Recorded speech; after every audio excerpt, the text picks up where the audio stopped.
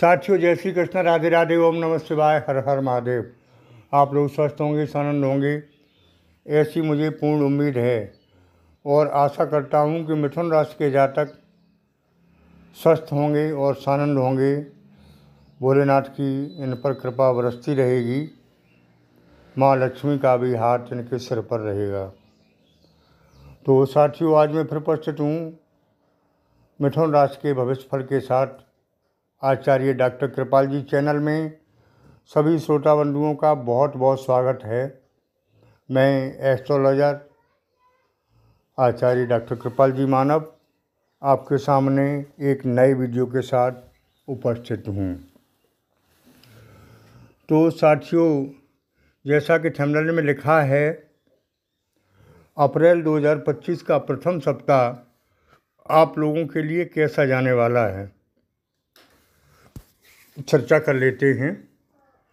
क्योंकि मेरा काम भविष्य के बारे में जानकारी देना है और ये ज्योतिष शास्त्र वैज्ञानिक है, विज्ञान पर आधारित है और ये उन्हीं लोगों के लिए है जो ज्योतिष शास्त्र में आस्था और विश्वास रखते हैं। उन लोगों के लिए कतई नहीं है जो ज्योतिष शास्त्र में आस्था विश्वास नहीं रखते हैं। तो चर्चा करते हैं इस आगे आने वाले सप्ताह के बारे में। हालांकि अभी ये सप्ताह आने में समय बाकी है। आज 20 मार्च है, 31 मार्च के बाद ये सप्ताह शुरू होगा। तो लगभग 20 दिन बाकी हैं, 10 दिन बाकी हैं। 10 दिन बाद ये सप्ताह शुरू होगा। लेकिन मैंने अभी कहा कि भविष्य के बारे में जानकारी देना है। आप पहले से सचेत हो जाएं कि आगे आने वाला समय हमारा कैसा है। अच्छा है तो दूनी ताकत से लग जाएं और उसको अच्छे से अच्छा बनाएं, और ख़राब है तो थोड़ा टाल दें समय को और दब ढक के अपना काम निकाल लें। ये ही भविष्य की जानकारी का मतलब है। तो साथियों, इस अप्रैल के प्रथम सप्ताह में क्या खास होने वाला है, इसके बारे में चर्चा करते हैं। जैसा कि मैंने पहले बताया, हर वीडियो में बताने की आवश्यकता नहीं है कि पिछले काफ़ी समय से मिथुन राशि के जातक कष्ट में ही रहे। कुछ लोग अब भी हैं, वो अपनी जन्म कुंडली के आधार पर जिनकी ग्रह स्थिति कमज़ोर है वो अब भी परेशान हैं। लेकिन काफ़ी लोग परेशानियों से निकल के बाहर आ गए हैं। हुआ क्या कि ग्रहों की स्थिति ऐसी चली जिससे कष्ट झेलने पड़े, और कष्ट भी इतने झेलने पड़े जो कभी कभी किसी के तो असहनीय हो गए। सबसे मुख्य ग्रह शनि, जो क्रूर ग्रह भी माने जाते हैं, कर्म फलदाता हैं, उनकी स्थिति ज़्यादा भयावह रही और इसके कारण मिथुन राशि के जातकों का सुख चैन खो गया था। और जब सुख चैन ही नहीं हो तो ज़िंदगी का आनंद ही क्या है। कितना भी कुछ हो लेकिन सुख चैन नहीं है तो ज़िंदगी एक नीरस है, ज़िंदगी का कोई टेस्ट नहीं है, ज़िंदगी का कोई मतलब नहीं है। और वही स्थिति काफ़ी दिनों से मिथुन राशि के जातकों की रही है। लेकिन अब जैसा कि मैं पिछले वीडियो में बता भी चुका हूँ, 29 मार्च से शनिदेव का परिवर्तन आपको बहुत कुछ लेकर आ रहा है। तो हालांकि 29 मार्च का मैं नहीं जिक्र कर रहा हूँ क्योंकि ये वीडियो मैं पहले बना चुका हूँ और उसको आप देख सकते हैं। लेकिन उसका असर आपके ऊपर क्या रहने वाला है आगे अप्रैल के हफ्ते में, पहले हफ्ते में, चर्चा इस बात की है। तो केवल शनि ही नहीं, अन्य ग्रह भी चेंज हो रहे हैं, कुछ हो चुके हैं, बड़े बड़े ग्रह। और शनि के साथ भी हैं कुछ ग्रह। तो इनका असर अप्रैल से दिखाई देगा। मार्च तो जाने वाला है, 10 दिन बाकी हैं, आपको नहीं दिखा पाए।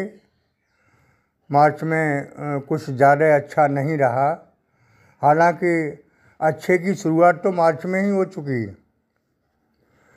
लेकिन ये पहले हफ्ते में दिखाई देने लगेगा आपको कि क्या परिवर्तन हुआ है हमारी लाइफ में।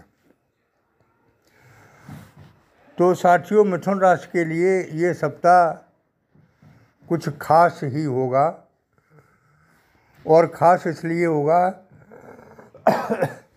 कि शनि आपके ऊपर मेहरबान होंगे ही, उसके साथ साथ गुरु भी मेहरबान हैं, राहु भी आशीर्वाद देंगे।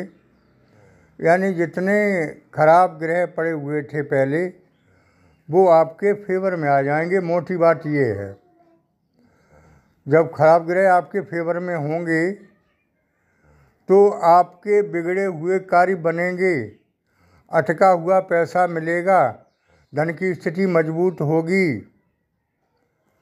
और बहुत दिनों का मतलब वर्षों से आपके काम पेंडिंग पड़े हुए नहीं बन रहे थे, काफ़ी प्रयास से वो काम अब आपके बनते दिखाई दे रहे हैं।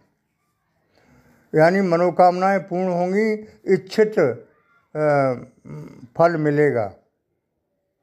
ऐसे ग्रह गोचर की स्थिति बन चुकी है और आगे बनने वाली है। तो साथियों, आगे मैं कहना चाहूँगा कि व्यापार में जो हानियाँ हुई हैं उनकी पूर्ति होगी, उनकी वापसी होगी, और व्यापार धंधे विधिवत आगे चलने लगेंगे, जिससे पैसा आएगा, आर्थिक तंगी दूर होगी, कर्ज आप उतार पाने में सक्षम होंगे। साथियों, ये बताने की आवश्यकता नहीं है कि खर्चे ज़्यादा रहे, आमदनी कम रही, इससे कर्जे की स्थिति हुई थी ज़्यादातर लोगों को, वो अब दूर होगी। साथियों, इससे आगे मैं बताना चाहूँगा कि दाम्पत्य जीवन में भी मानसिक तनाव झेलना पड़ा, डिप्रेशन में रहे, तो मानसिक स्थिति अब बदलेगी, सुधार आएगा, डिप्रेशन ख़त्म होगा, क्योंकि